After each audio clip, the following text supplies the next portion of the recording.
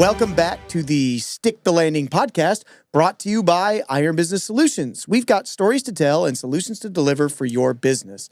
Today, we're picking up where we left off on part one of what new and potential gymnastics business owners need to know. I'm Ken Harris with Iron Business Solutions, and my continued guests are Milan and Heidi Stanovich of Sonshine Gymnastics in Holly Springs, North Carolina. Welcome back to the show.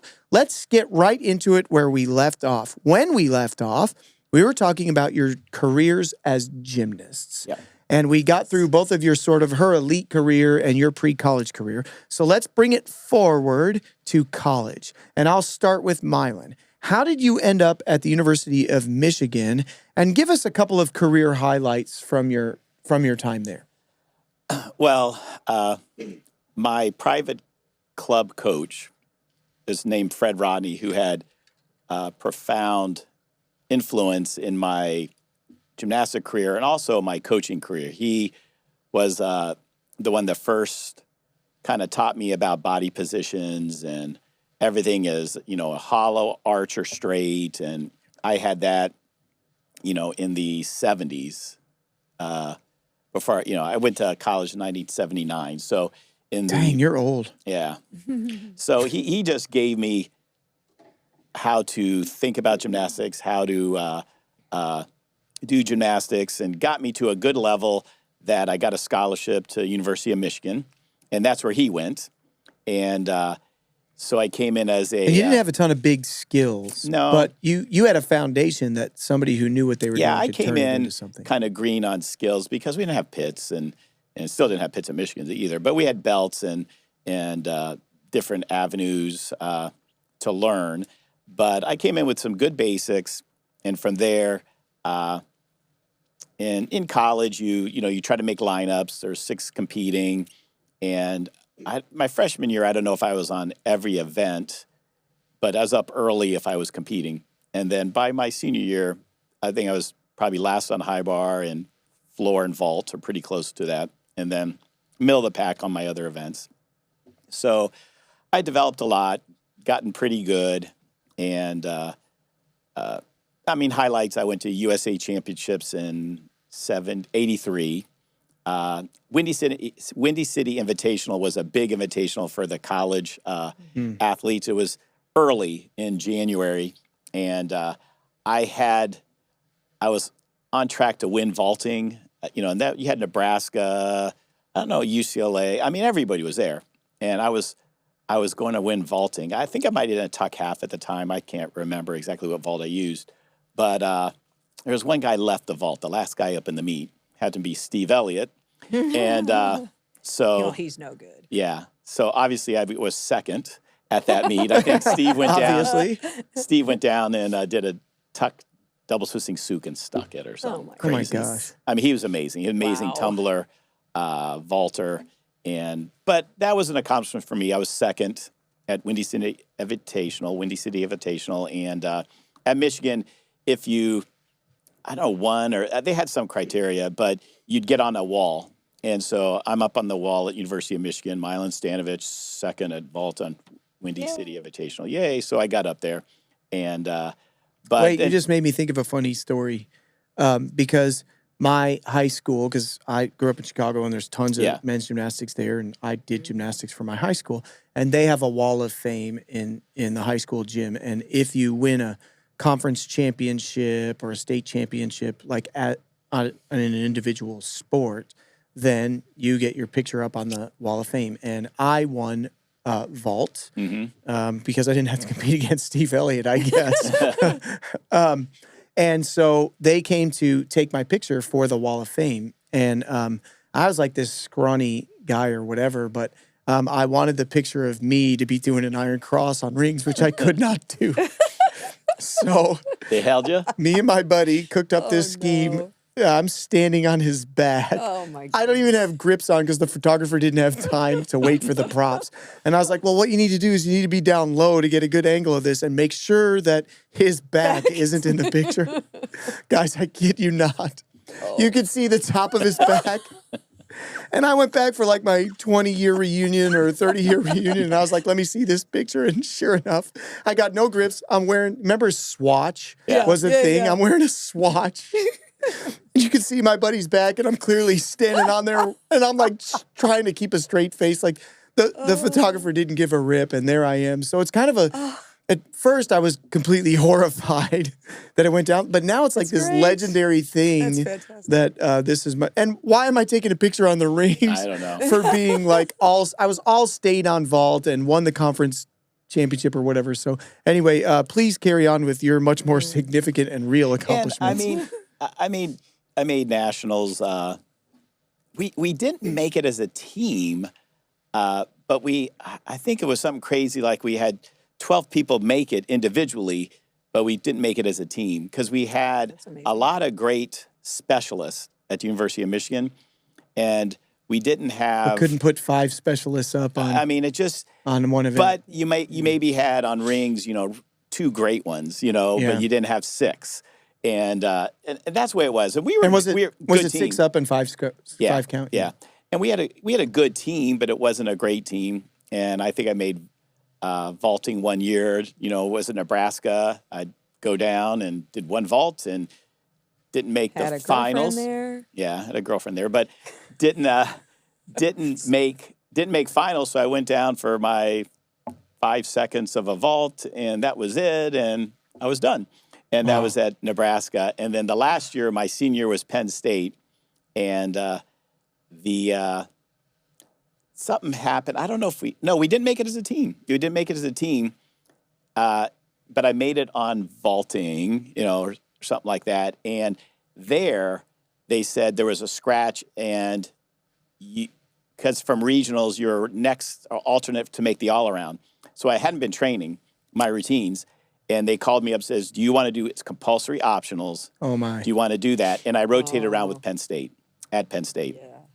And was Tom there at that time? Tom was graduated because it was my senior year. Okay. And so I competed, and Tom Forrester is the Tom I'm referring to, audience. And I had a great meet. I mean, I almost hit all my routines. I did a great job.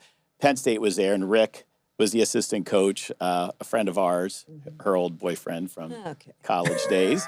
But I mean, they were very supportive. But it was weird because Penn State would go, then I would go. So their last guy would go up, and Randy Jepsen would do rings, or Steve Marino, or whoever their last guy is. The crowd is going wild, and then my turn, and then I would just go up. At Penn State. At Penn State, and nobody would be paying attention, which was fine because everybody went to get their pretzel during the Milan routine. I just want to do gymnastics. I don't care. Nobody look at me. I don't know if I can do this right now because I haven't trained in about a month. All my routines because I said I'm just on vault, so I'm just going to train vault. Yeah. And but I went around, had a good meet, enjoyed myself. It was like at the end of. Hadn't done a floor routine. I go, I'm just not going to do a double back at the end of my routine. I'm just going to do a double full, I guess. I mount with some double pike or something. And then I get to my last pass, and I go, I'm going for the double tug. And I made it. I made it. Wow. It was just, it was a great meet for me, and I competed, all the events. I don't know where I came out in the all-around, but there was a lot of good gymnasts and NC2As. Yeah. I mean, you're talking 83. That's all the Olympic team, and, everybody was at this meet. And it was, Scott Johnson was doing a double add on floor. And I remember him, it was either in team finals or whatever, but he just double layout, exactly landed in the corner, his heels in the corner of the floor. If he takes a little step, he's out of bounds, and just goes, boom, double layout, stuck it. Stick. And I don't know who won. I think Nebraska might have won. They won it mostly every year. But that was a great meet for me, and then I finished that summer at USA Championships. Yeah, I want to cut you off because I want to ask about that because you brought up the 84 games. Yeah. And you had made a decision, hey, I think I'd like to try to push for the 84 games, right? And so you qualified to championships. In 83, I went to the regionals, made championships, and but earlier that year, I was going to be graduating in 83, and one of my thoughts was to call. Well, one of my thoughts before that was I was going to do graduate something at a school, maybe go to Nebraska where there's a bunch of guys training for the Olympics, or UCLA or someplace, and I'm going to go and just train with, a bunch of guys that have the same goals, because I was the only one from my team that qualified for USA, even wanted to do it. Nobody else wanted to train, or in the all-around said, hey, we're going to do it. Because once season's over, the specialists are gone. But earlier, at that same time, I'm trying to figure out where I'm going to go to graduate school to continue training for 84. And then I get a call from my mother and said, hey, this local gym is for sale. And the owner of the local gym and my mother had a horrible relationship. They didn't like each other. But the owner of the gym said, I'd sell it to your son. I'd be okay to sell it to your son, but I'm not going to sell it to you, Suzanne. So she had called me and said, it's a great deal. It's not very expensive. We'll loan you the money, and, you can have that gym. We're going to have ours, because she already had her other gym. And do you want it? So I said, I got to think about it, because I don't, it's not my plans. I didn't have a plan to be a gym owner at all. I wanted to train and try to make national team or Olympics or whatever it might be. And then I talked to my teammates, I talked to my coaches and a bunch of different people, and they go, wow, this seems like a great opportunity. And maybe you can still train, on your own or whatever, but this is a great opportunity. So I decided to accept the offer and purchase the gym. So I went to USA Championships, competed there, did horrible, and then like a day later, I was a gym owner. Okay, so you did horrible, and I want to talk about this meet, because you and I, again, we've been friends for 30 years, so I know this story a little bit. I want to draw it out of you. Yeah. You, your first event was... Let me see. You finished on high bars, though. So would have been... that was in optionals. It was in compulsories. So weird. What is it? Goes... it goes floor, pommels, rings, vault, parallel bars, high bar. So I must have started on vault, because my second event was parallel bars and compulsories. Okay. It was Yami half back then. That was the compulsory vault. I did a good job on Yami half, and I had a great score. And then you go to P bars. And I go to, parallel bars, compulsory. They have this stupid layout half dismount at the end of the parallel bar routine. But I'm going through my parallel bar routine, doing a good job. I think you just have to have a pirouette, and I'm getting ahead of myself in my routine. And I'm already done with the routine. All the mistakes that kids make or athletes make in gymnastics, you get ahead of yourself. You're not focused on where you're at. But I had a simple pirouette, and then it was a layout half. And something happened on my pirouette, and I landed flat on the bars on the sideways, just boom. I put my hands on the bars for a pirouette, was too far back, and I went to like a push-up position on the bars. And I'm sitting there going, what's going on here? I just missed my parallel bar routine. And I get back up, do my layout half, and then in my mind, I go, hey, I'm done. And this is only your second event of compulsories. Yeah. And you had 4 more compulsory events and 6 more optional events. I thought I had to have a perfect meet to make the national team and have an opportunity to be on the national team in 83, time to climb in 84 to be on the Olympic team. And it was, your classic mistake. I mean, I used that meet. I think I missed almost every routine after that. Yeah. Compulsory optionals all the way through. Wasn't trying. And this gave up. This eventually was a pivotal moment for you as a coach, because as an athlete, you learned a lesson that you said, "Hey, I don't want my athletes to have to go through this." Well, yeah, and I have used that as that meet. I mean, I'm on high bar in my last event, and I've told Heidi this too, and I think I've told you. But I'm on high bar and I had a stall to reverse hecht and a full twisting double. I had inverts. I had a good routine. And I'm right in the middle of my high bar routine, and I'm hearing the announcer say, all national team members meet in room 204 after the competition. And I'm going, that's not me. I'm not going to that room.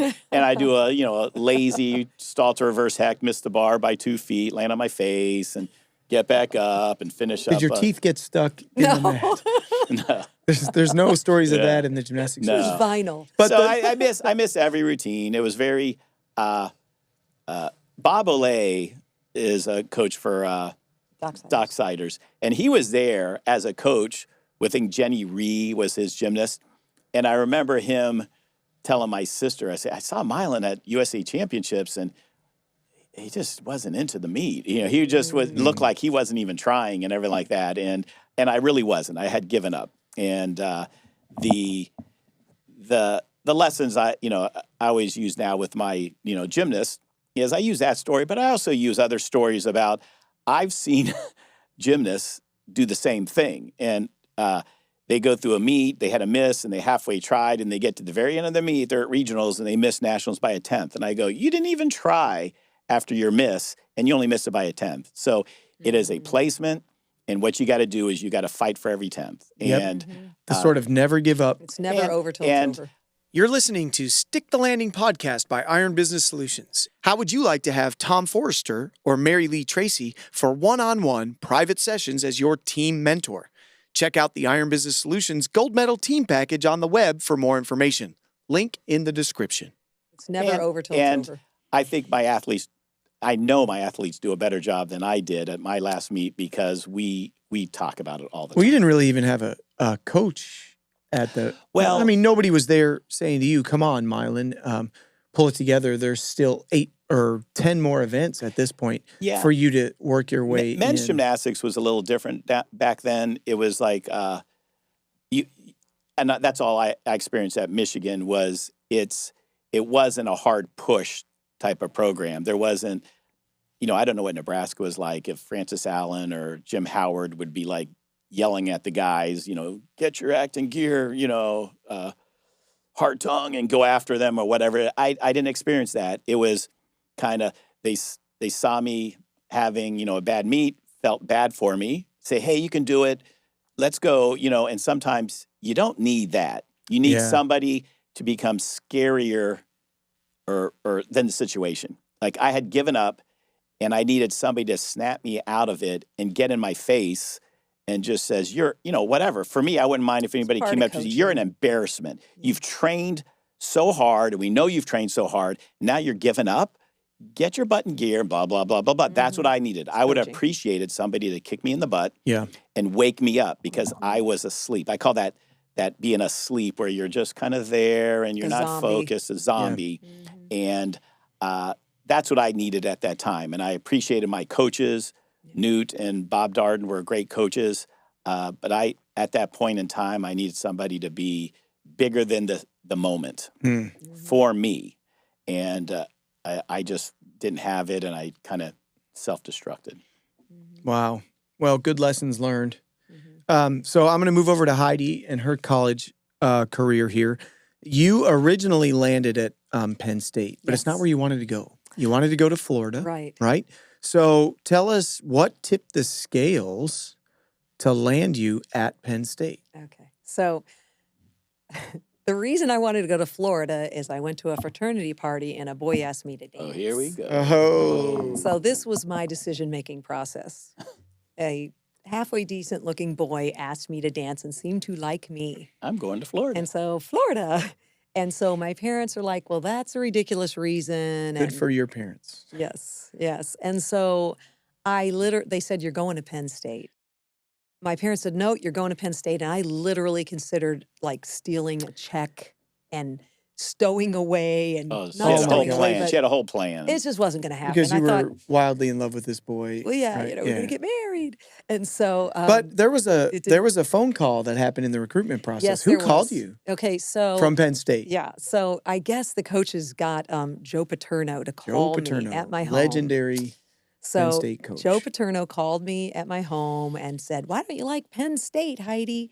And I said, I don't know. I don't feel like I fit in with the girls. I'm not sure if I have any friends there.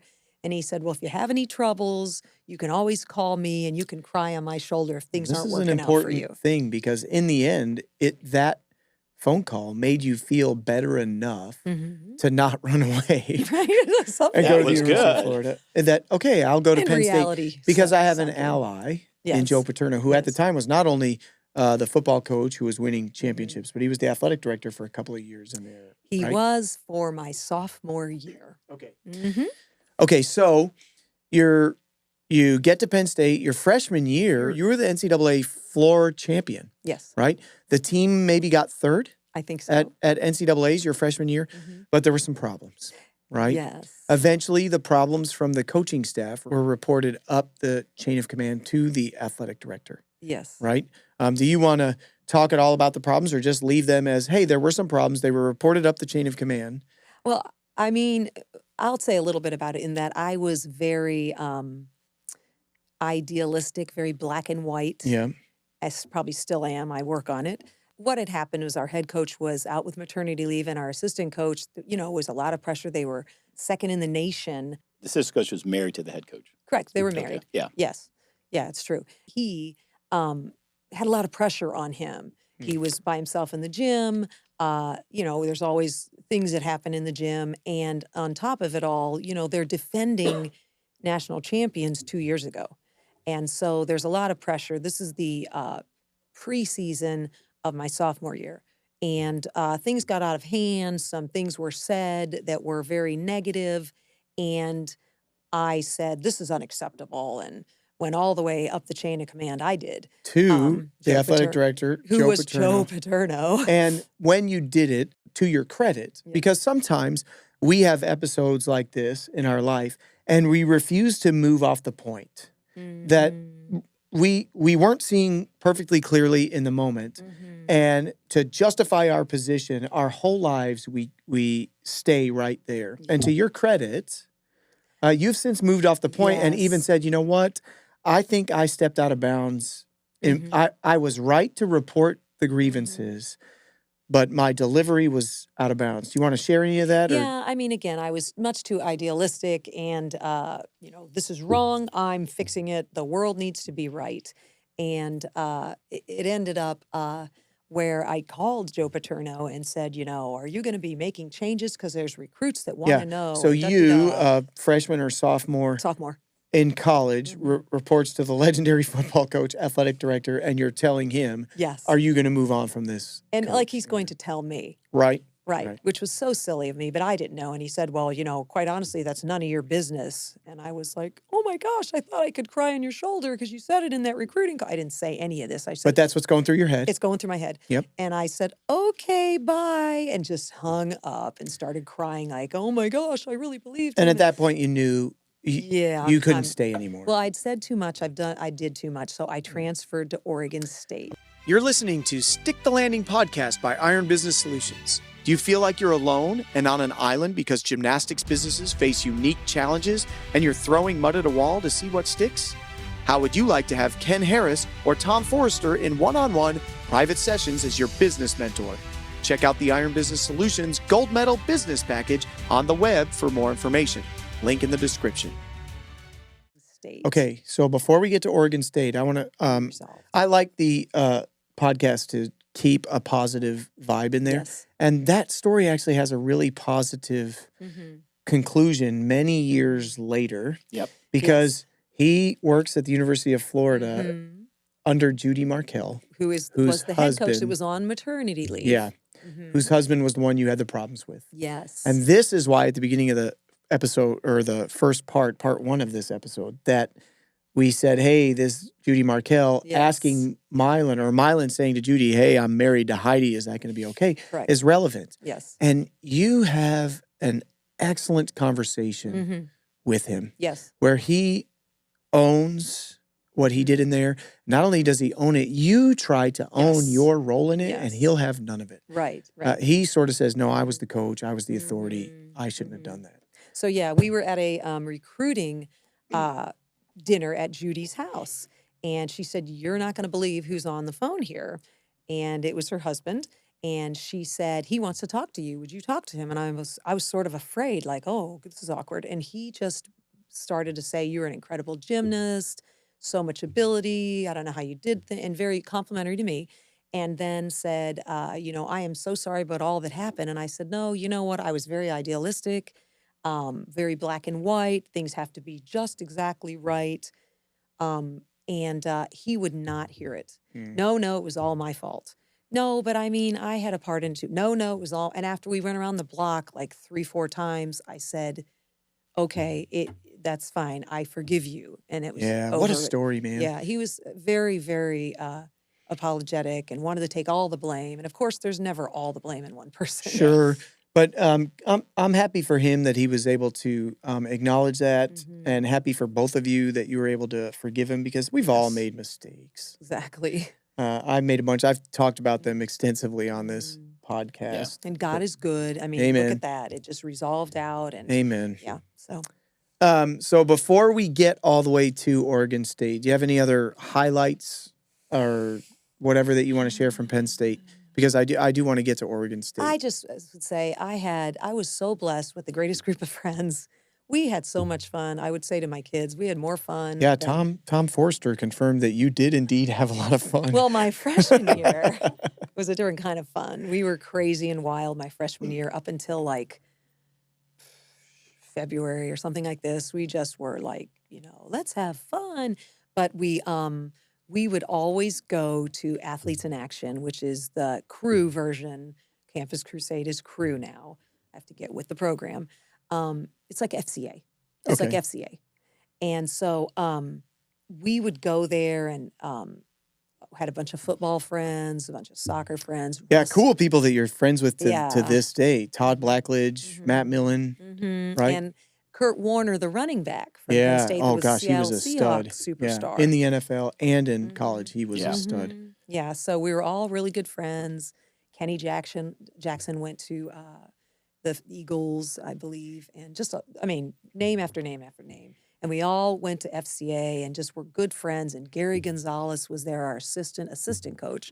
He was the third assistant, and he was good friends with us. And we would just have fun. And I remember one of the leaders, a guy named Keith Brown, would be driving down the road in this beater car going, "Get saved, West Halls." And we're like, yeah, we were just silly and having fun. And just all through Athletes in Action, which is, again, this is a really awesome follow-up to episode 4, which featured Hudi Gabishian, who believes as many people as possible should get the collegiate experience. And because there's so many different avenues now with cheerleading and acro and all this stuff, because we both said that the experience, the stuff that you really take away, is the relationships, the camaraderie, the fun times. It's not.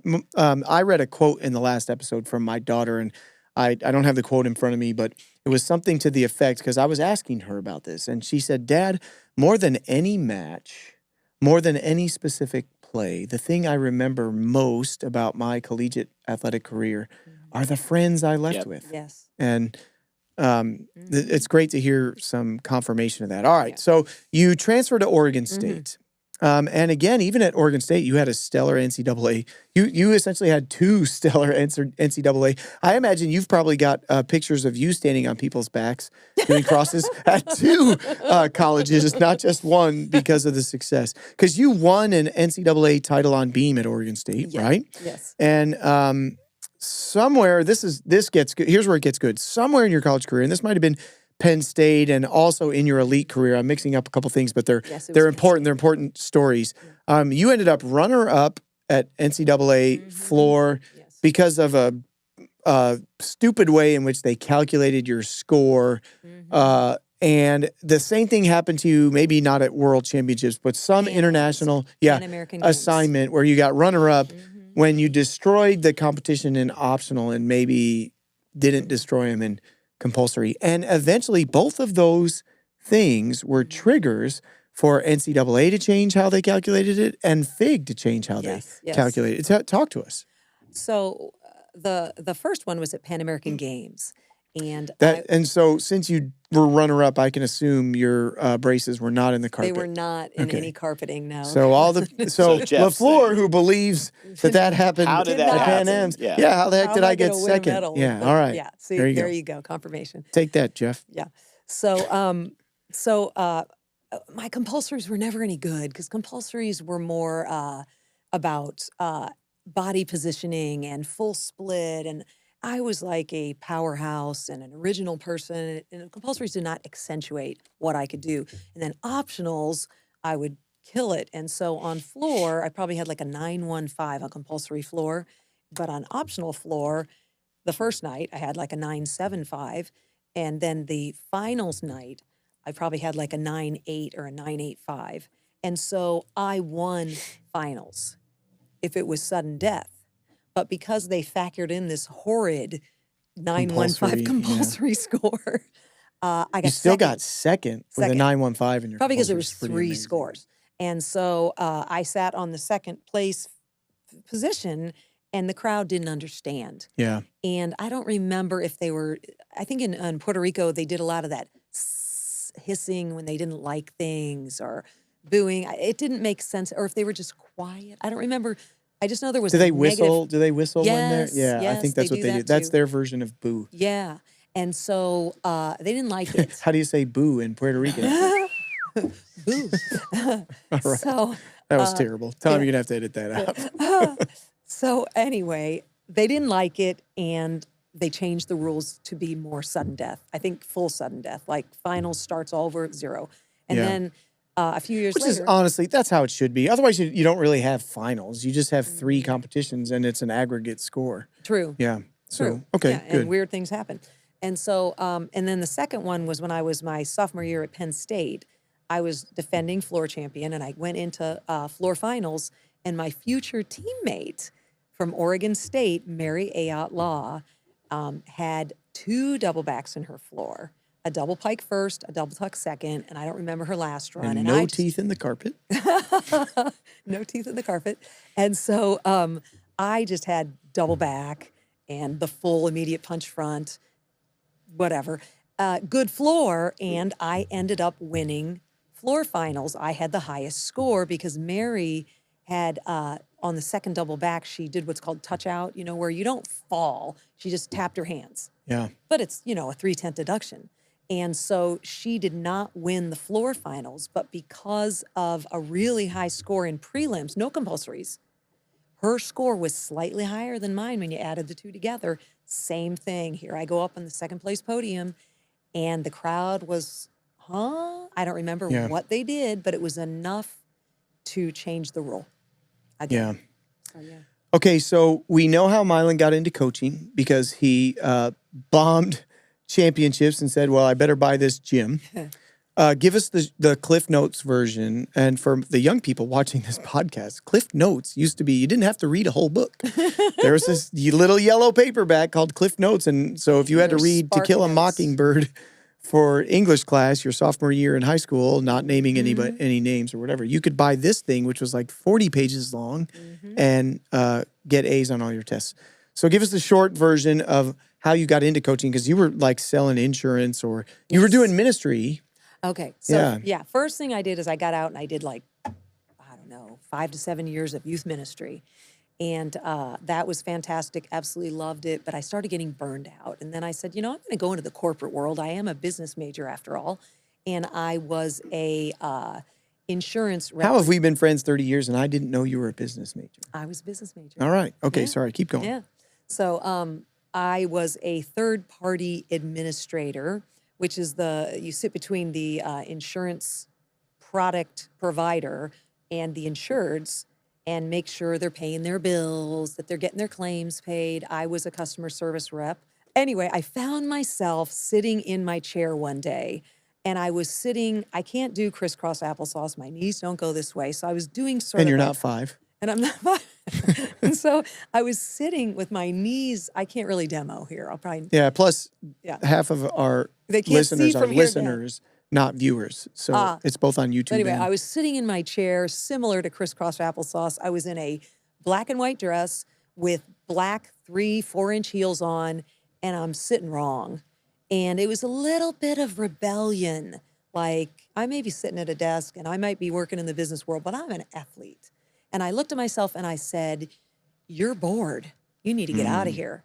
And so I walked into a local gym in Chicago. It was American Academy of Gymnastics, and it was Leonard Isaac's gym. And said, I'm Heidi Anderson. I'm wondering if you need any coaches. And he said, sure. In the history of the universe, has anybody ever walked into a gymnastics gym and said, hey, I have these credentials. I wonder if you need a coach? And the owner said no. Nah, we're good. Hey, my competitors over there, like maybe try them. So, yeah, he took me. So you went to work for Leonard Isaacs. So, Milan, you're coaching already, and had some elites, and two kids in particular I'd like you to talk about, because these two kids were like pretty good elites. One was unfortunately plagued with a lot of injuries, and that was Kristen Duff. Yep. And the other one was Elizabeth Reed. Yep. And she had some really unique bars. So why don't you talk to me about these kids, and maybe, well, you just talk to me about these kids. Well, Kristen was one of my, out of college, one of the little kids that I first started coaching. I had about 8 of them that I made a group, and she was the best one in the group. And then we were kind of going up. She made it all the way. She qualified senior elite. Junior elites. Okay. Twice. Did she get any national assignments? Team twice. Yeah, we went to Japan once. Okay. And she did, no, that was another one, but a different kid. But she did every release move on bar you well, could name. Every release. Kristen? She actually moved away. Her dad worked for Boeing, and we were in Northern Virginia.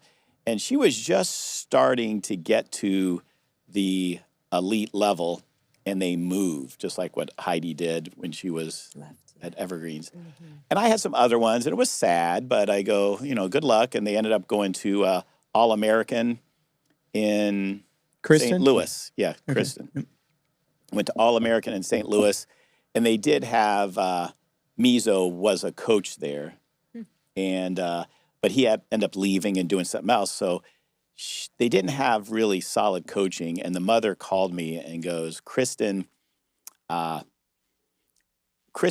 whatever I would tell her, she would believe and just do. I say, hey, you're ready to do it. She just go. And she started, the mother says she's changing. She's getting fearful. She's messing up. She's not the same kid. We want to send her back.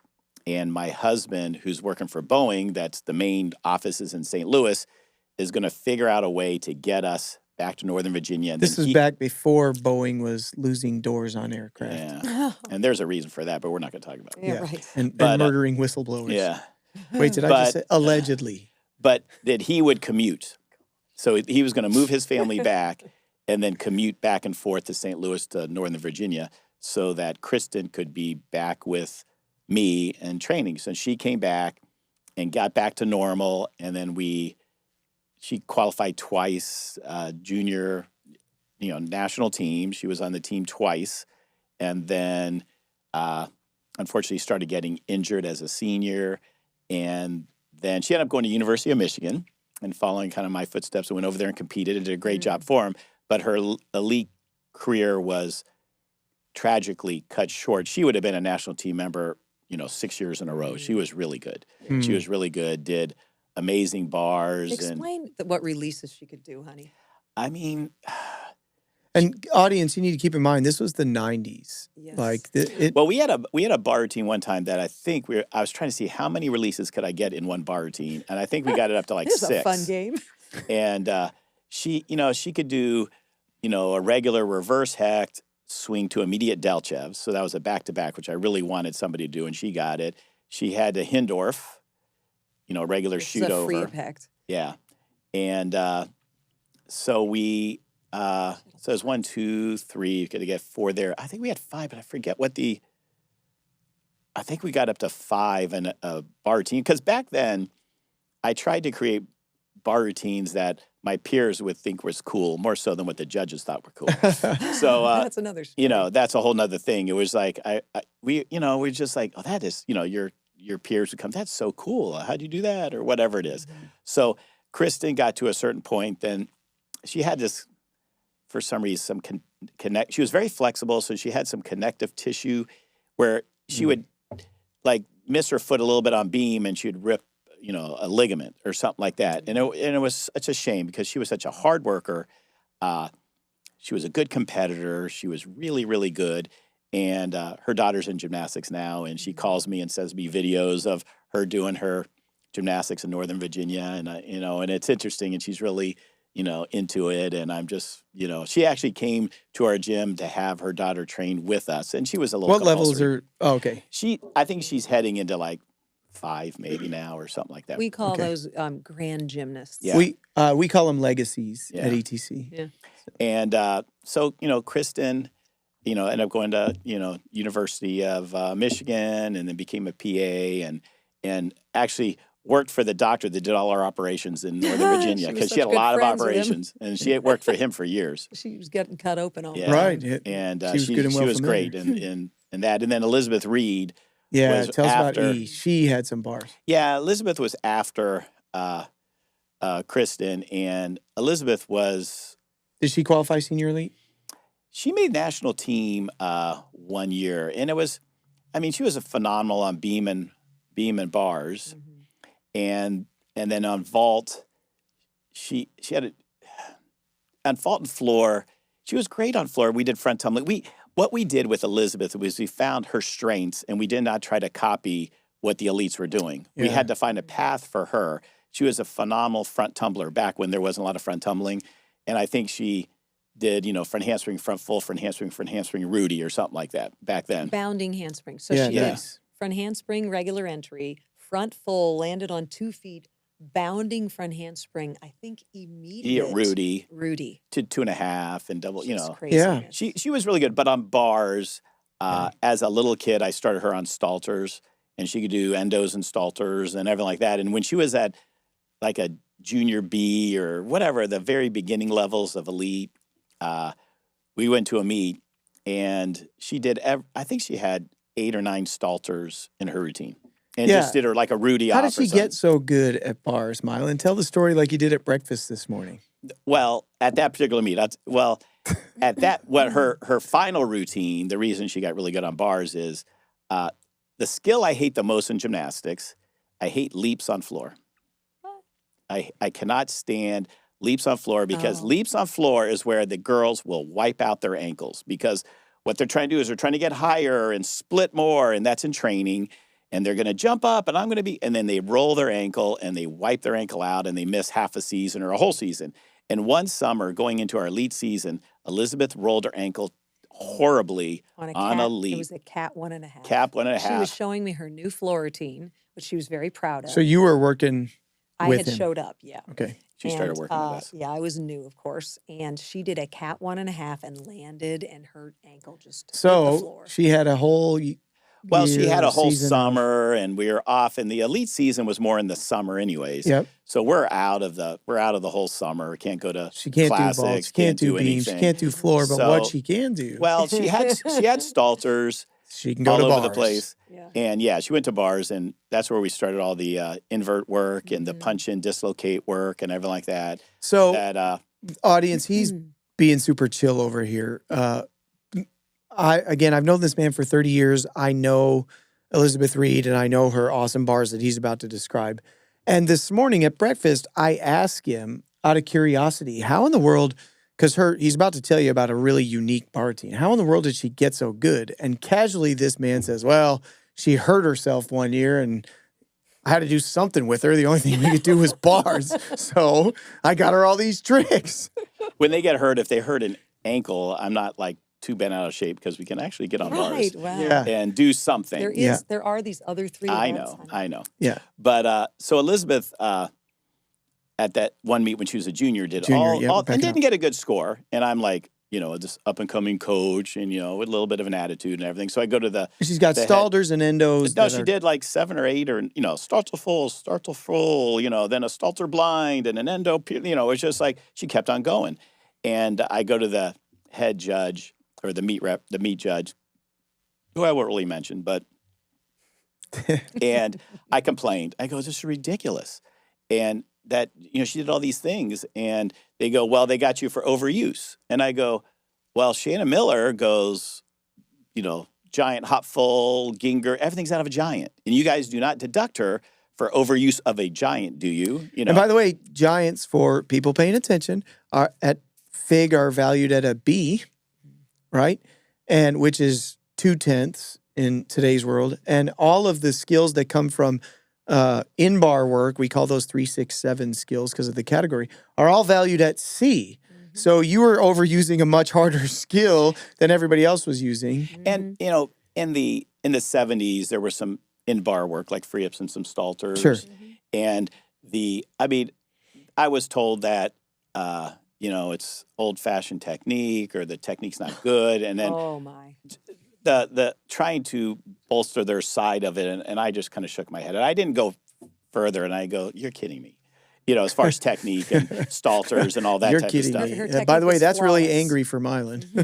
But her technique was flawless. Yeah, she did good. Oh, yeah. We need to look up those she had routines. good stalter technique, and that comes to another me coaching and having an attitude towards women's gymnastics coming from the men's side. But Elizabeth eventually developed an awesome routine that we were at USA Championships. Yes. And the whole men's because the men's side of the USA Championships come and watch the competition. I think they came to watch her, honey. And she did her whole bar routine and touched her double front, put her hands down, unfortunately. But they all stood up and clapped for her because it was such a cool routine. And it was a cool routine. When she was going, they're going, whoa, Wow. whoa. And while she was going. She did. It was cool. It was that routine. I think sometimes as a coach you work to put together these routines, and that particular bar routine I'm most proud of because it took a lot of years to develop it, and it was high quality gymnastics where there wasn't a whole lot and of unique, yeah, high quality because it was the cool. women weren't doing it. Yeah, it was really just cool. Yeah. So proud of that. So we just discovered in the midst of this that you and Heidi met because she was working. Yep. With you for a little bit. Well, she was working for Leonard Isaacs. Yeah, but at some point, We met. Did she go and you never worked at K-Ron's? Not until after we were engaged. Oh, okay. I was told, never follow a guy till you're engaged. Speaking of engagements, you and I were roommates. That's been established. We had to become not roommates anymore because I got a new one that was much prettier than you. Yep. She was my wife. And at this point, you and Heidi are dating. And you decide it's time for us to get serious. And you guys need to get engaged. But it didn't take. There were like a few attempts to get engaged. Can you enlighten my viewing and listening audience? I had asked Heidi 4 times to marry me. Okay, 4 times. It's 4 times. It was really a no. 3. It was really 3. A yes, a no, a yes. That's what happened with our engagement. Once you got the first yes, why did you have to ask 2 more times? Let's go through. Take us through the timeline. Okay. I got to hear. Okay.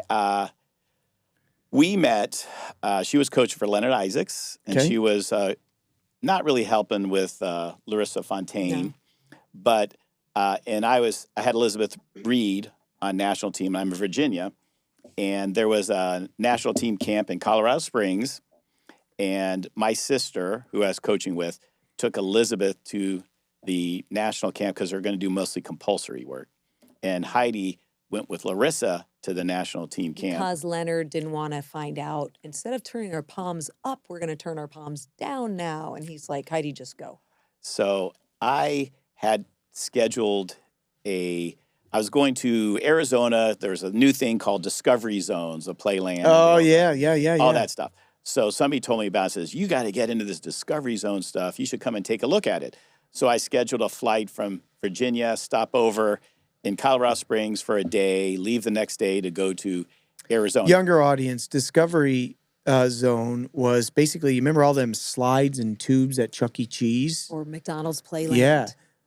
There was a whole playground full of basically hamster tubes and mazes for humans. And it was for little kids. And gymnastics gyms were putting sections of that in their gym the way we currently put ninja stuff. Yes. In there. Yeah. All right. So you go out to Arizona. Yeah. So I stop over. In Colorado Springs? Colorado Springs. Heidi is there. And you're like, hey, who's that redhead? I start talking to Heidi, and we start talking to each other. And I'm my always wife's a finding redhead her. too, man. I understand. Yeah, I'm always finding her in the lectures, into this. Smart mouth. And I'm joking with her, and she's laughing at all my stupid jokes. So I go, there might be something here. And no one so else laughs at my jokes. Were there any tanning bed jokes? No. Yeah. What? So, could I edit that one out, Mr. Tom? Yeah. From last night? Oh, okay. So I ended up just staying. And the funny thing was after the 3 or 4 days of camp, I show up at Colorado Springs and they go, you don't have a ticket to leave. And I go, oh, that's right. Because I was supposed to leave 2 days ago to go to Arizona. I just forgot about my whole flight because of Heidi. I have this effect. Okay. And so when we're at Colorado Springs, we're hanging out a lot, and she. This doesn't sound like a proposal. This sounds like the beginning. No, of the he's This is how we met, though. So let's just rattle forward. yeah. Because of that, we end up getting. We ended up dating. And we were dating long distance. And I'm older. How old am I? 29. I mean, so we were long distance dating, and I was like a born again Christian. And so I kind of shared that with him, and he's like, wow, maybe I should do that. And I'm like, right. You don't just do things like this. So we met December 17th, 1993, and we started dating, and I became a Christian in February of 94. 94 because of Heidi's influence. And she's like, right, I'm not sure about this. So in February, he makes this decision. What month did you sell your Virginia gyms? Because it wasn't years later, a couple of years later. It couldn't have been 2 years later, because that would have been 96. And before 96, you were in late 95. I think you were in Nashville. The gym was sold. It could have been after that too, because it was still running. Oh, okay. You know what I mean? Okay. That's right. Okay, sorry. Okay, so anyway, I said to him, because I could tell he was getting real serious, and I said, let's not make any permanent, shall we say, decisions for a year. Okay, all right. So I listened, and what I did is I went out and got a ring. He did not listen. And he bought Easter, a calendar in April. No. So 2 months later, after I hire a limo. Oh my God. And I have it waiting outside, and I have a ring, and I'm going to give it to Heidi, and everything like that. It's going to be a special day, so I'm special all dressed day. up. She's all dressed up. So I go down, I give her the ring, and she says, no. I did not Oh, you say didn't? no. So what I did You was didn't say yes. I was trying. And there's really only two answers. To let him down easy. So what I did is I said, So you said no, thank you. I said, right, and then I left. Went to Waffle House. No, I said, I told you to wait for a year. And then I said, can I give you a delayed yes? We need to wait. For a year. And for a year. And so we still have the limo. Just a minute. I put a little note in the box and said, I love you in the box, shut the lid, and gave him his ring back. Yeah. And then we drive with the limo to my parents' house where they have this celebration party all planned. Ice cream cake. Congratulations, Milan and Heidi. And I walk in and they go, and I said, she said no. You go, how'd it go? He said, she said, so the dad takes the cake away, takes a knife and Scrapes scrapes it off. the icing. Congratulations, Milan and Heidi. Serves the cake. Look, we have this cake for no reason. It's just a plain cake. Let's have some. Hey, good on your dad, man. I hate to see a good cake go to waste. Right. So a year later, she's in Chicago, and I did a bunch of flowers. They sent a bunch of flowers in boxes refrigerated. A ton of flowers. A lot of boxes refrigerated. And I asked her to marry me. She says yes. And the last box had a ring with it. Was it the ring from last time? Yep. Same ring. Okay. Mm-hmm. And then so she said yes. So we said yes. Should We're be engaged, and she moves to Virginia, and we're gonna be. She started working at our gym or my gym, and so we're gonna be married, and we're trying to find a venue and going through that whole process. And all these family issues are popping it's hard. up. And, I'm not it's the the easiest person on the planet. But so, I hadn't noticed. So you have an organization that runs a certain way, maybe not whatever it runs. Okay, let's just say it runs a certain way. And then you bring in somebody else into that organization, and it's not going well with a bunch of things. So through Christian counseling, they go, I think you guys should right now be apart. Break off your engagement. I go dragging my behind back to Chicago. And that's when I moved to Nashville. Okay. And you went back to Leonard Isaac's gym.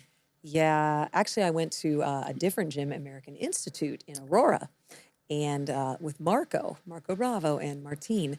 and worked there. But it was, it was like an embarrassment. Hey, how you doing? Oh, I broke the engagement. I'm back. Okay, you broke off the engagement. Did you still agree? Hey, maybe We don't know. let's We date. wrote letters. Okay. It was They really wanted us to establish ourselves separately. Me as a Christian, it was like a little bit of my Christianity was Heidi's, because she had been a Christian for 15 years and I'd been a Christian for a year. And so the Christian counselor says, you know what, you need to go establish yourself maybe away from your family, away from Heidi, away from everybody, and see who you are. And that's when I moved to Nashville and I started going to Belmont downtown. And then that's Belmont before is a Let It church. Shine. Yeah, before Let It Shine. And I was working for this little construction company, just doing whatever. I didn't care. I had some money, I didn't need the money. I just wanted to be busy, not do gymnastics, go to church, just see what's out there. So we fast forward to a point where through the letters, you decide to... Actually, Scott Rowley brought pastor us back. at Christ Community. Because I started Franklin, working over at Let It Shine, then I started going to church at Christ Community, and I started meeting with, and Heidi was still commuting, kind of visiting me, and he it was an interesting God thing, I think, with Scott Rowley. Well, first we were writing letters. Honey. Yeah. At some point in letters. that process, you guys decide, hey, let's at least start dating again. I can't remember why. We were doing or long how distance or dating. Who said, and then we Davis said, said, I think we're going to go in the direction to get married again. I hadn't asked her yet, but we're going in that direction. So she moves to Let It Shine and starts working at Let It Shine. And she's living in the basement of the Kirkpatricks. Yep. And famous songwriter, Wayne Kirkpatrick. Yeah, they're a great family. And Yes. their daughter's on the team, and we're coaching them and everything like that. And then I go, okay, I got that same old ring, it's traveling around from state to state, and the little red piece of paper in there with the little heart in there. But so I said, I'm just going to ask for the third time, whatever. I'm going to ask Heidi to marry me again. So she has a studio apartment. It used to be his studio, and then he got an off-site place. So it was a nice downstairs apartment and everything. And I'm down there with her, and I'm ready to ask her for the third time. And she sees it's coming. She says, don't you dare ask me in the basement. You don't do it. You do something special. And I go, okay.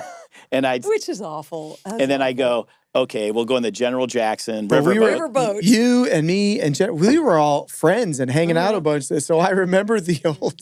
I go, okay, I got to do something. Dare. I got to do something special. I didn't know how to react, man. So, I was like, oh, gosh. So the General Jackson riverboat. And so we're going to we go on the riverboat. It's a dinner. It's the whole thing. It's a super cool Nashville thing to do. It's a dinner and show, and you're on an old paddle boat that goes up the Cumberland River all the way to downtown. And I said, I know. She knows I'm going to ask her. And for some reason, because she knows I'm going to ask her, I don't want to ask her.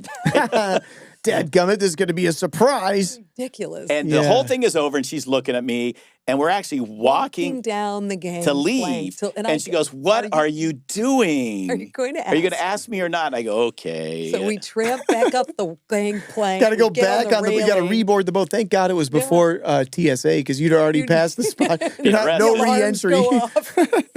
So I asked her the fourth time. And I said yes. And she said yes. And here we are. And then we got married at Christ Community in Franklin. We were supposed to get married on the 7th, on February 7th, but it was booked, so we had to be February 14th, Valentine's Day. So easy for you to remember. Yeah, and so we got married on Valentine's Day, 1998. And Let It Shine, Florida, North Carolina, 3 healthy good boys, and very happy about it. So I have a couple of crazy engagement stories, not this level.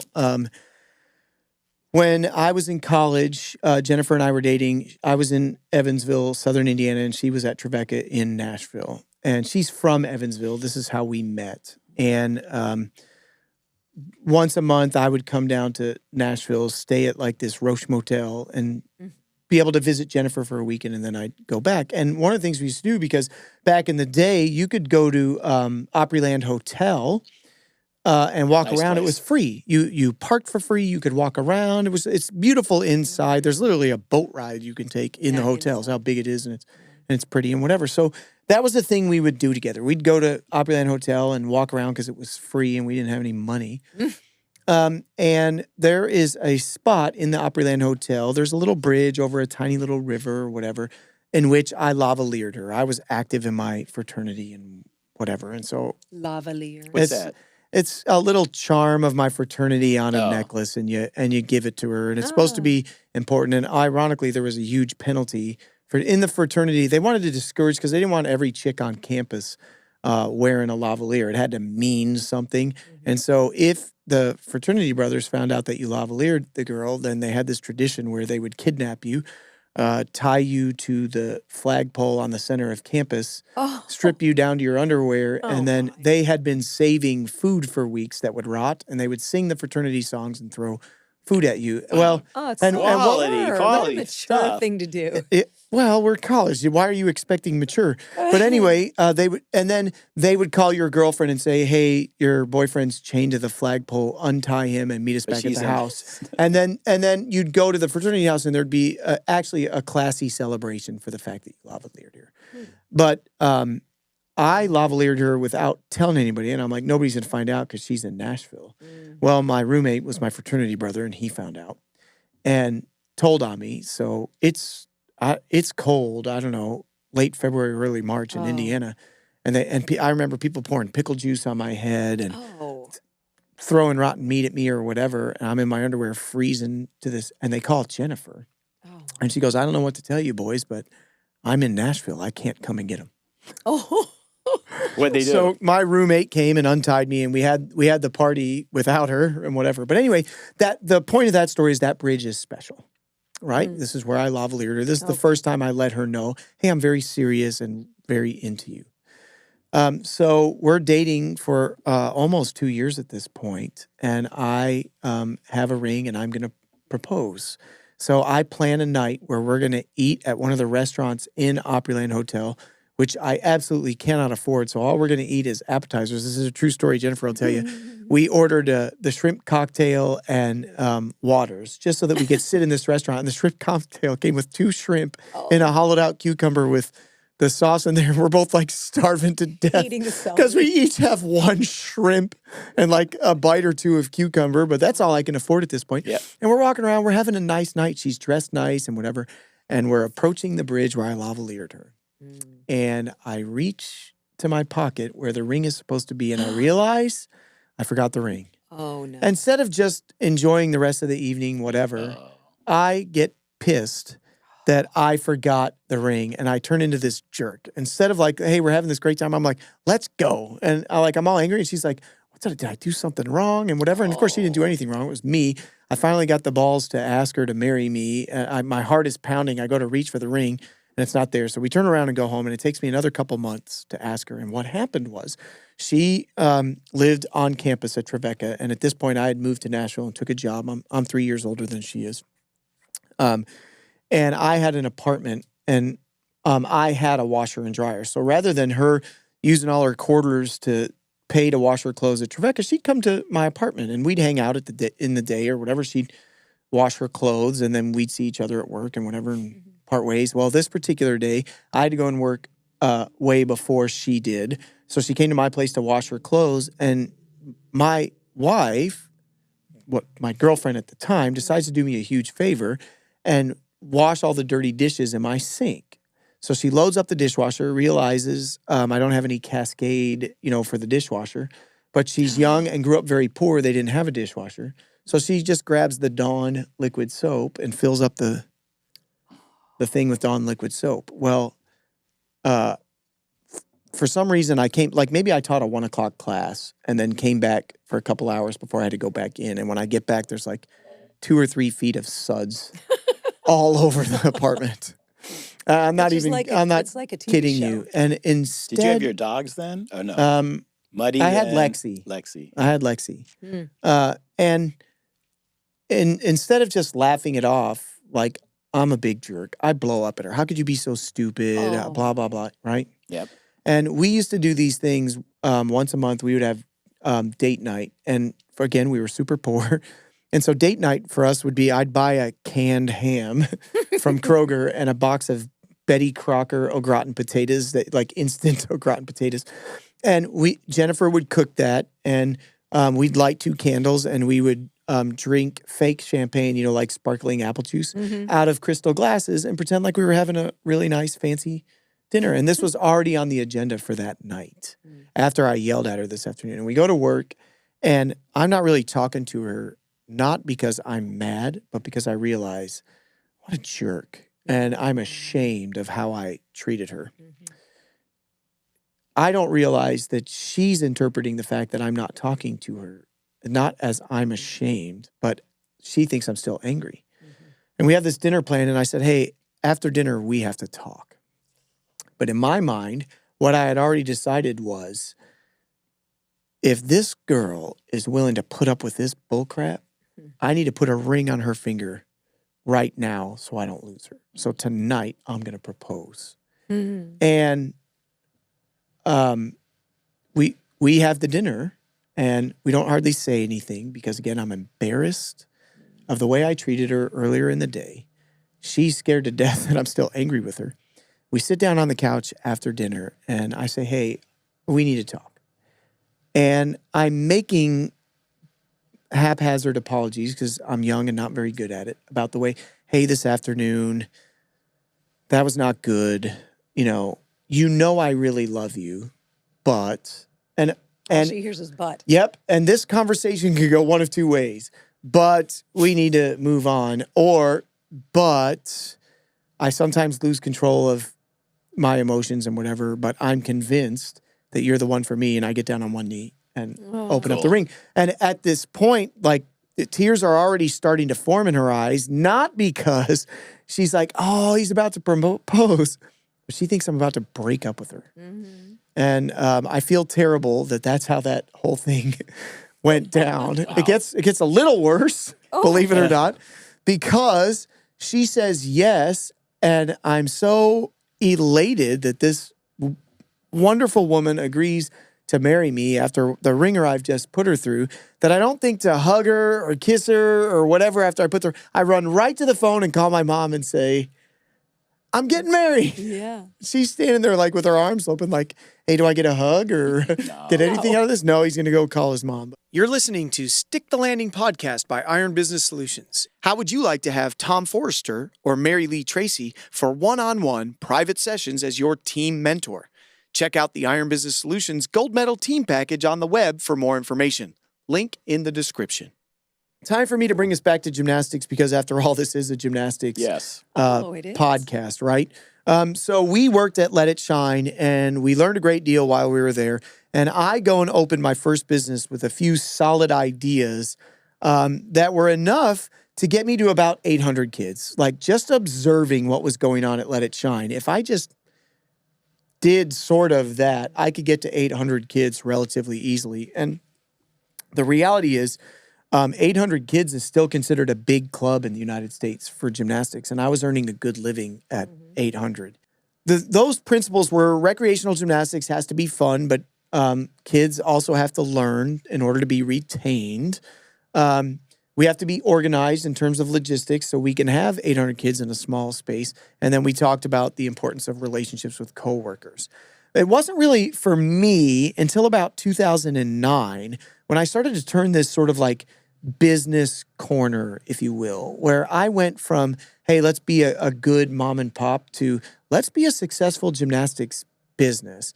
And for me, there were a few like pivotal things. One was we needed well-defined corporate organization, right? We needed to delineate what leadership looked like. We needed assistant leadership and maybe even assistant leadership. So that delegation could be much more effective, right? We all delegate. I call this all the time. When I go and consult at places, I accuse them of having directionless directors. Everybody's got a director of preschool, and half the time you have a director of preschool because you're a team coach, you hate teaching preschool, and this person likes it. So you go, hey, great, you're the director of preschool. And then you walk away and go coach team and let them do whatever the heck they want. Not realizing that you set them up for failure because you haven't given them any expectations or whatever. Another thing we needed to do to be successful as a business was we had to systematize hiring and training. That we couldn't just like go, well, let's just hire anybody and go, here, you have a job, go teach this class. Then I had to learn how to lead through vision casting.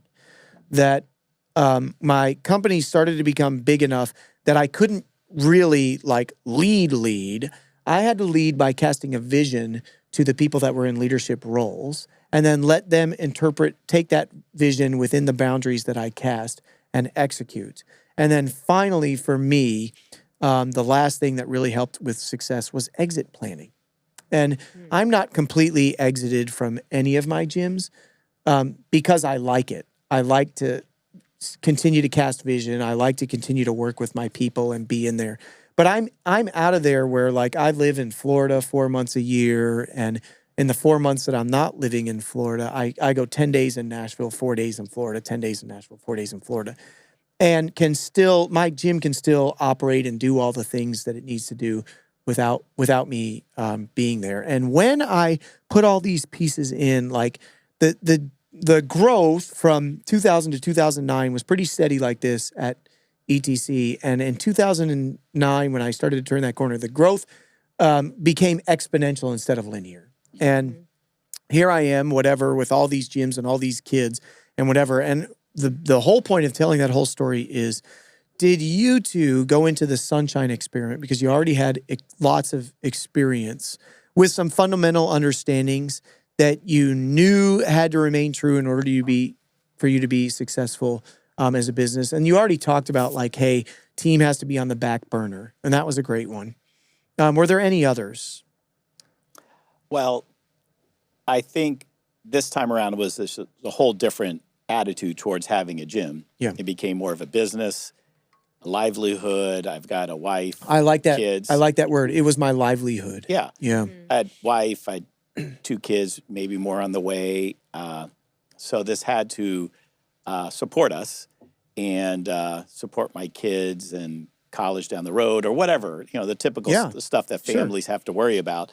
So everything that we did was to have a better business. And like anything else you do is you start down a road and then things happened and you have to educate yourself, get better. I mean, if you go to a meet and you completely bomb bars, every kid in your group falls, you go back and said, okay, we got to make some changes here. And what are we going to do? So I think my experience at Let It Shine gave a good fundamental of, okay, that's what a business, gymnastic business should look like. And my friendship with you, and you're very, instrumental when we're starting up, because we just had, 50 students or whatever, and you sent a little care package, and you had little cones and little candy and little things like that. You say you to me, but we both know that was Jennifer. Jennifer, yeah. Right? Yeah. Jennifer sent a care package to get us started. Congratulations, here you go. And, when we hit some little roadblocks or different things, I had somebody that I could call that, I trusted, that was, a friend in the same position, and said, hey, we're doing this, we're having issues or whatever, or trying to go in this direction, and you throw out some ideas. So between, I think, Let It Shine, yourself, there's, different people I know, in the world of gymnastics that you can reach out to kind of help guide. But there was also experience and let's say being around Let It Shine for like 3 years, and just I'm an observer. I'm kind of quiet, but I observe. And if I'm just like with Yurchenko's, let's say, Yurchenko's came out in the 80s, and my club was a helper for the America Cup. So all these international people would come to do the America Cup, and they're doing this crazy new thing called Yurchenko's. And I'm like, I don't understand Yurchenko's. So what I did is I started putting tape marks on the runway when they weren't there, just off to the side. And I wanted to see where people were hurdling, people were putting their round off, people were putting their board. I was trying to learn by observing what they were doing. And these people were doing it pretty good. So it was a common, like 26 feet. So you did the same thing like for the business. You found people with successful business. And I go, what? And I started, observing and asking and seeing what's going to be successful. And I had a good foundation of, I know, my team background, and I let it shine, and I want to, kind of bring this up in a right way. And what about you? Okay. What did... So the thing that I noticed, and again, I don't think I know that we're not as organized as you are, and it's part of your business. And that's why you have this whole thing, is that you realize I get these things, I'm solidifying them, and I'm going to put them out so people can gain from what I've already gone, not reinventing the wheel. And so what I did, my small contribution, and what I saw Milan do, that we thought these are the things that we need to do, because we didn't have as much understanding. I knew that my customer was not the child, it was really the mom. Oh, that is brilliant. And that's an insight that Jennifer has brought to me as well, that I didn't think that way. Right. But it's 100% accurate. So I wanted my gym to look inviting. Mm-hmm.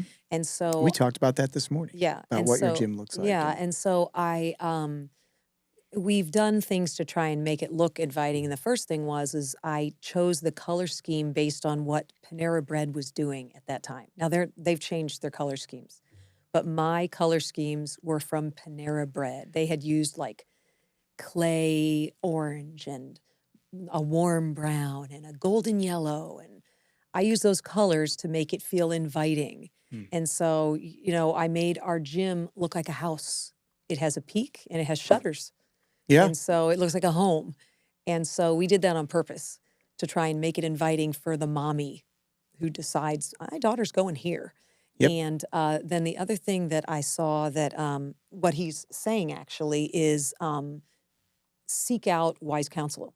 Mm-hmm. And he did that with yourself. He talked to Tim. He has like a little group of guys. Well, you make it sound like, I'm over here helping Milan all the time. But the reality is, when we talked about this at breakfast, like, I feel like our relationship has always been very symbiotic because you guys are super humble people, but are spectacular coaches. Like, literally, I was there. I went to your Hall of Fame induction ceremony, right? You guys were Region 8 Club of the Year in 2023.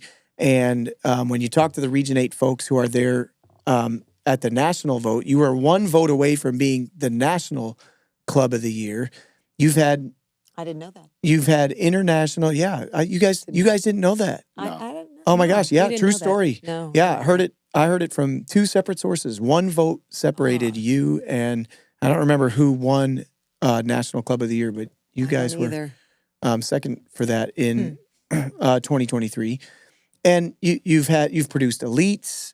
There's never a fall off. Like, just whoever you coach is good all the time. And so whenever I have a gymnastics issue, I call. You're the first guy I call. I send you videos. I've showed up at your gym with athletes. Jennifer and I have flown out to North Carolina multiple times to work out at your gym for a week and just say, hey, what do you see here? What do I need to be doing more of? And whatever. And when we had those kids at developmental camp, I was way behind the curve, and so I was constantly showing up with her to your gym, and you guys were like, here, maybe a little bit more of this or a little bit more of that, whatever. So I'm glad that I could return in some small bit all that you guys have bestowed. One more thing that I saw that he started doing recently, and I don't know if it's from your influence or not, so call me ignorant. If it's good, it was. Well, it is good, and that is he began incentivizing all his department leaders. And that really made a difference in growth, because all of a sudden... Give them a steak. Yep. Something. And so all of a sudden they saw, when my enrollment goes up in my department, I get this. And that really helped us grow. Yeah, so, we're big proponents of that and profit sharing. And we had a separate conversation at dinner last night where for a little while we were talking about writing bonus checks to people. And so I have some people that get some pretty substantial bonus checks. And I've had other people in the industry ask, well, how do you feel about having to write a check that big? You love it. I go, yeah, because the check I wrote myself for the 0 work I did was 3 times the check I wrote him for the work that he did. All I did was provide him with the facility, the vision, and the space to do it, and then I turned him loose and rewarded him for doing a good job. Yeah, I love bonus checks. Yeah, they're great. And the bigger, the better, because if you're winning, I'm winning, and the more you win, the more I do. Yeah, it's great advice. So, speaking of advising the people, we have an important event coming up for gymnastics gyms, and that's the Olympics. And most gymnastics gyms, not most, that's not fair. A lot of gymnastics gyms go from cycle to cycle, almost the way broke people go from paycheck to paycheck.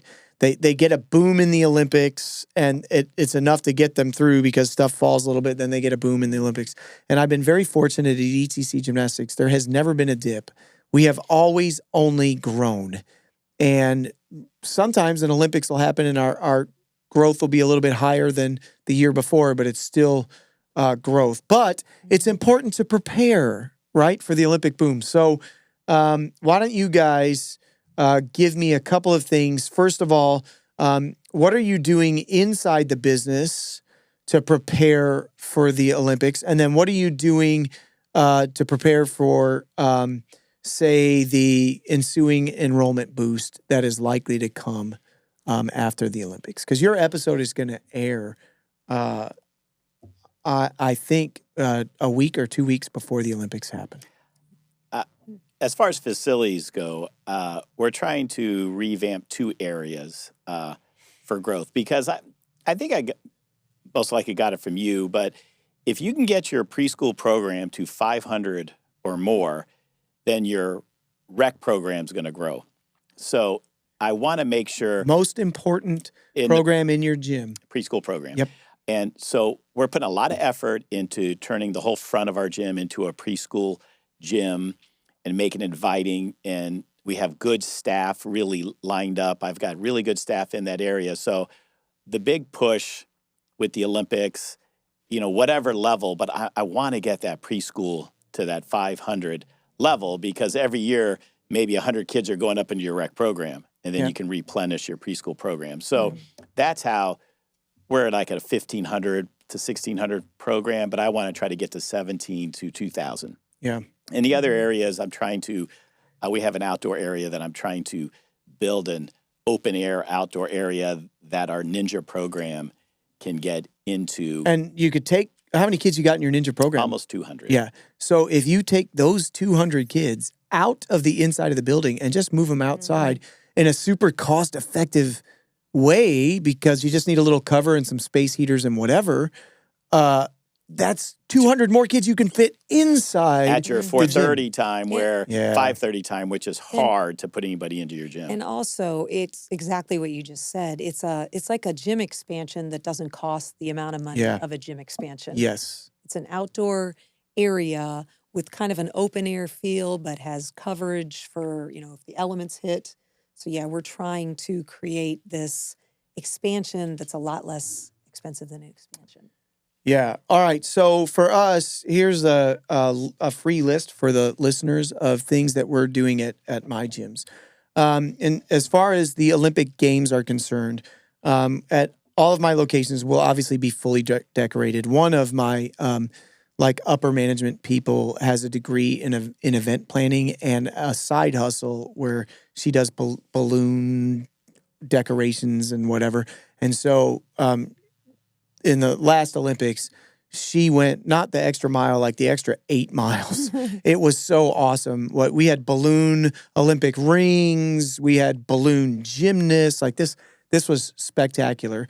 There'll be a photo booth. Each week there'll be a theme while the Olympics are. In fact, the 2 weeks leading up to the Olympics, the 3 weeks of the Olympics, and the 2 weeks after the Olympics, there will be a theme inside of the gym that's Olympic related. And sometimes it'll be stuff like there might be like a soccer goal at floor, and like you're trying to kick a soccer ball in there, and there'll be relay races and whatever, because it's just the Olympic spirit in general. We usually hang 20 or 30 countries' flags in the gym. during that. So that's part of the decorations and whatever. It's a great week to have an award stand in your gym and put a medal on a kid, right? Give every kid a gold medal, make them stand up there and clap or something. Figure out a way to get medals going during the Olympics. And we're preparing like a social media blitz, and it'll be 7 weeks long, 2 weeks before, 3 weeks of, 2 weeks after. And we will have videos that are, why is gymnastics good for your kid? And each video will have its own unique theme and music, and it'll be relatively high quality. And those will go out one a week for those weeks, and we'll produce reels and photos and whatever, just to get out in the community. And we'll even pay to advertise those on social media for people that aren't already connected to the page, so that if they live within short driving distance of the location and they're watching the Olympic gymnastics, they go, what should I do about this? And then all of a sudden they're on Facebook, and there's the video, or nowadays Instagram, there's the video from ETC. Man, I'm going to call ETC about that. So the other thing, and by the way, if the people haven't started this by the time this episode airs, they're going to be too late. But we started at the first of the year with a hiring blitz. Now, we at ETC Gymnastics, hiring is a never-ending process. We constantly want to have more coaches than we need, and so that they can be well-trained. We can have the best people. We know what the industry is. Like your 3-hour-a-week employees' college schedule changes every couple of months, and so you got to be staffed. So we've been overstaffing so that when the influx of people come, they get the same great top quality ETC Gymnastics experience, that the new people don't come in and have to suffer through substandard staff, or the old people that have been used to this quality staff don't have to suffer through substandard staff, because I've got so many new people, I've had to hire people last minute. And then we spent the last, the previous year, we built a $4 million building for our Smyrna gym. That place is spectacular already. But this last year, we've spent completely remodeling, buying new equipment, new floors, new paint on everything, like really making the Murfreesboro location sort of look beautiful, so that when customers arrive, especially new customers, and we charge a premium because we do, they can see instantly, oh, this is a premium place. All right.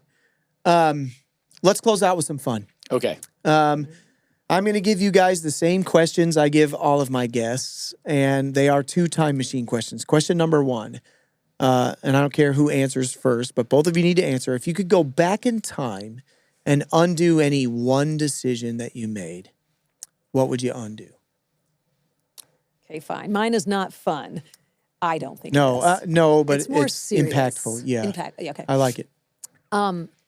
When my father got sick, I was training. My father died in 1985, and I was at the end of my gymnastic career. I graduated in 85, and I was training for my last meet, which was World University Games trials. And then if I made it, it would be World University Games. They were being hosted in Japan. And I really wanted to do it. I love gymnastics. I don't think I really wanted to be done, but I'd competed through 5th year senior. It was time to be done. So I was training. I was away at summer camp, and I was training while I was there on my off time for this World University Games trials. And so at camp, I got the phone call from my mother that my father had passed. And so, you're in shock. You knew it was coming, but you're still in shock. And I said, what am I to do? And they said, I guess you come home. And I said, well, I'm training. And then they set a date for he had 2 funerals, because we lived in Philadelphia. He worked in Philadelphia. But we also were my parents were very tied to where they grew up, which was Massachusetts. So there was a second funeral in Massachusetts. And so my mom, she's not thinking about Sure, her husband just died, in right? gymnastics. Yeah. Exactly. She's not thinking about that. So she goes and schedules his Philadelphia funeral on World University Games trials. And I was like, what do I do? I've been training all summer. Oh my gosh, what do I do? Well, there's a second funeral. what should I do, Mom? And my mom said to me, I want you to go to trials, and then you can go to the second funeral. Your father would want you to do your gymnastics because she was right. Loved. So I, with the time machine question, I went to the trials. I qualified. I was first alternate. I seem to have an alternate stint in me. I was first alternate and missed his Philadelphia funeral. And my time machine question would probably be, I'm not sure if maybe I should have just blown off World University Games trials, not gone to World University Games, and been there to honor my father on his Philadelphia funeral, because they told me, I don't know if I knew this, my dad had a bunch of my trophies and medals and everything in his office at work. He was the president of a company, and supposedly... Super proud of his baby girl. Yes, very proud of me. But supposedly they were asking at the Philadelphia funeral, where's Heidi? Where's Heidi? Where's this Heidi? girl that he adores, that he loves, and so Heidi wasn't there. I felt that in making the choice to go to the competition, that I dishonored, because the funeral's about an honoring. The person is gone, you're honoring their memory. So I felt that I was dishonoring of him in front of those employees. We talked at breakfast, but I want to validate anybody else who's, you hear stories like this all the time, that funerals aren't for the dead, they're gone. They're for the living. And if your mom gave you permission, like, you should feel okay. I wouldn't, if I could encourage you to not carry any of that guilt with you, don't carry it. I think your mom was right. And I think the fact that your dad had those medals and those trophies in his office, and everybody at his work knew who you were and missed you there, goes to show that your dad would have wanted you to go to the competition. So I never met your dad, and I didn't know him. So a great guy. I didn't either. Great guy. Yeah, he didn't meet any of his grandchildren except for the eldest daughter. My niece. Sorry to hear that. Yes. All right, Milan, you're a time machine. I mean, I thought about the question, and what came to me is I'm looking at right now, and I'm, married to the love of my life, and I've got a business that I'm proud of and enjoy and is successful. My boys are healthy and are motivated to do something in this world. And I look at that and I go, if I go back and change something, will I change this outcome right now? The butterfly effect. So I don't want to change anything, no matter what it was, because, if I, would have known Netflix, I could have got it $1 a share and maybe become a multimillionaire. It completely changes me where I am today. I have more money, but I'm 40-year-old with, $50 million. What does that do to Milan? And I am just so happy of where I'm at in life and what I have that I would your attitude. I would not change a thing, even bad things. So I would not change, because that would have changed where I am now. Mackenzie and I have a fantastic relationship. Mackenzie's my oldest daughter, and she is a person whose opinion I value, because she's well thought out, well reasoned. She's highly intelligent, and will tell me the truth even when it's uncomfortable. And so I'm running the script for the Mary Lee podcast by Mackenzie. And the time machine question comes up. And Mackenzie says, ooh, let me guess. You would go back in time and prevent your dad's suicide, because I was 20 when my dad took his own life. And we had a conversation where I said, I wouldn't. I love my dad. I miss my dad. I wish he hadn't done that. But it was a catalyst that set off a chain of events that led me to Christ, that led me to your mother, that led me to become a gym owner, that led me to you and your brother. And if I undid that, I'm convinced I would have gone to law school. I'd have never married your mother. I wouldn't have been a gymnastics coach. I'd probably be a drunk divorcee attorney. And I really think that. So I love your answer, because again, I'm like you, man. I love where I am, and I wouldn't want to trade it for anything. Well, God takes our brokenness and makes something good out of it. Yes. Yeah. All right. The second time machine question is, if you could go back in time and give young Milan or young Heidi some advice, what would it be? Go ahead, Milan, you go first, because I Okay. think it's related to your first thing. At least that's what you hinted at. My advice, and I think I already do this, is Why do you need the advice? I'm a good student, and I'm not that arrogant that think I know everything. And my advice would be my boys, because that's an extension of myself, is learn from people, listen, observe, be respectful, work hard. Things that I think I do. And because of my first answer, I wouldn't be changing a whole lot. I think that whole thing of learning from other people and not being arrogant and thinking you know it all, because we don't. I mean, I don't know anything about gymnastics and coaching and bars or whatever. I don't know everything. And I go, wow, I just learned something from the other day. I was watching something, things like that. So I would say that'd be my answer. Heidi, what advice would you give young Heidi? I would say, and this is slightly changed from what we talked about earlier, actually. I would say value your family. I remember as a young, my childhood was very gymnastics. Once I was 11 years old, it was gymnastics, gung-ho. And I missed out on a lot of things in junior high and high school that normal kids got to do, I didn't get to do. And so when But none of those kids got to do the cool things you did. None of them got to go to Moscow or Japan. delayed gratification. I didn't realize that then, though. I didn't value that. I didn't see where you're going. So then when I started having all this fun and a social life, I wanted to go and be with my friends and do this with my friends. And we're going to go travel here and we're going to do this. And I didn't, my family's going to be there, and then they're not. And so as a young person, you would hope that I would tell myself and my own kids, and I don't see my kids making this mistake horribly, but my oldest son is really coming around to value his family. But value your family. They're not always going to be with you. Yeah. And to carve out time for them. Your friends will be there, and these people will be gone, and your friends will still be here because we only have so many years. Yeah. So, yeah. Good advice. Good advice. Another thing I like to ask all of my guests is to bring a book recommendation. So, did each of you bring one, or did you bring one collectively? Okay. Yeah. Well, 2 books. I mean, Two anything books. Everybody by violates this rule. anything Max Lucado book. I've read every book that he's written, and I love his books.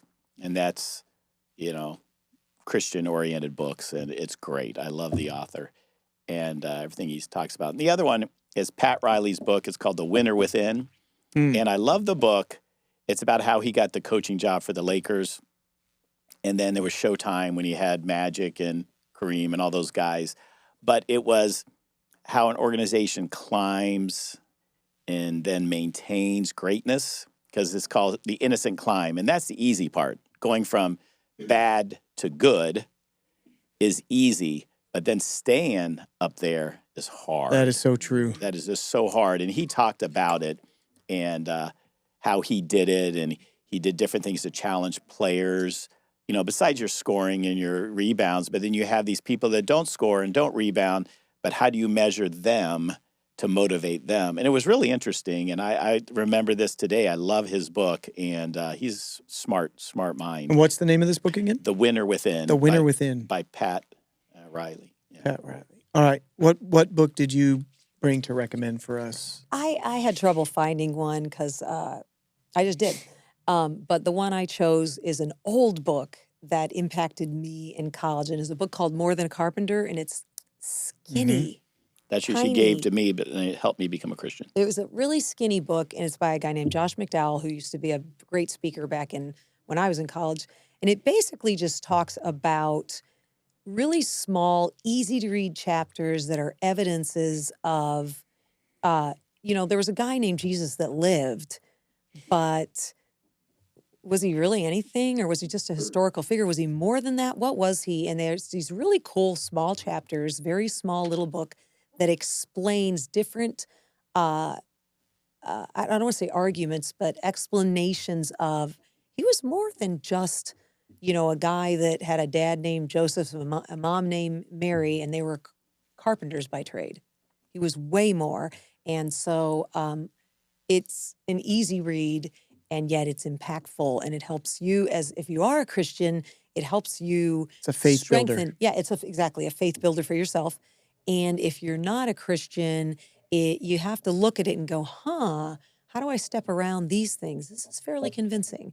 So, yeah, that book. So I brought a book as well. The book is called Gender and Competition, How Men and Women Approach Work and Play Differently. Now, it has nothing to do with what we're seeing about. This was written in the early 90s by Kathy DeBear, and it's a fantastic book. This was a woman who was a NCAA volleyball player and then became a coach, an assistant coach for years under a man, and then became a head coach, won a championship, became an assistant athletic director at either Florida or Kentucky, one of those schools. And the premise of the book is that men and women think differently. I'm pretty sure she has a doctorate in psychology.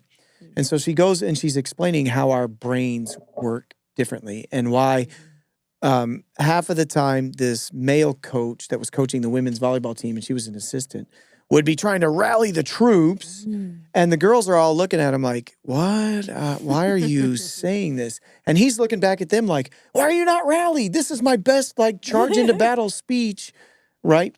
And she goes on to explain these things. And for me, as a male who coached women's athletics, this was eye-opening for how I related to my athletes. And then, because our industry is female-dominated, right? The vast majority of my employees are women.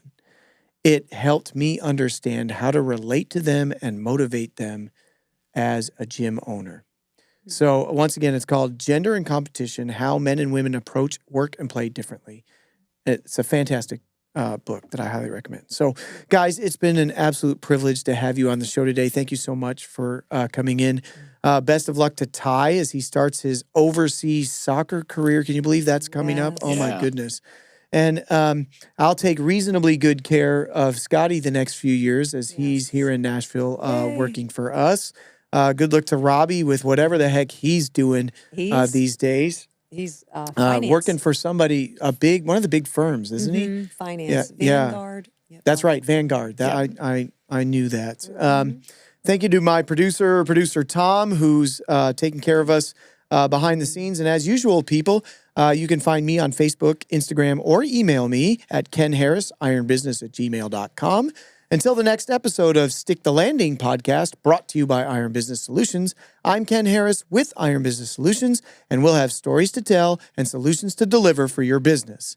If you want more information about the many ways Iron Business Solutions can help you reach your vision for your gym, visit us on the web or social media. Links in the description.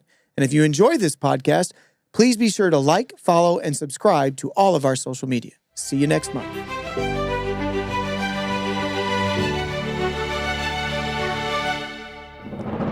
Hey, if you enjoy this podcast, please be sure to like, follow, and subscribe to all of our social media and leave us a review. Links in the description.